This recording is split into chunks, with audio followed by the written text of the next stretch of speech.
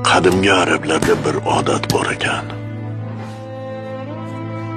Zotdor va xasaki otlar aralashib ketsa, ularni ajratolmasa, hamma otlarni bir joyga yig'ib, och qoldirishar ekan. Ovqat bermasdan rosa savalashar ekan. Ko'p o'tmay ularga yem berar ekan. Ovqatga darrov yopishgan otlar xasaki otlar bo'lar ekan.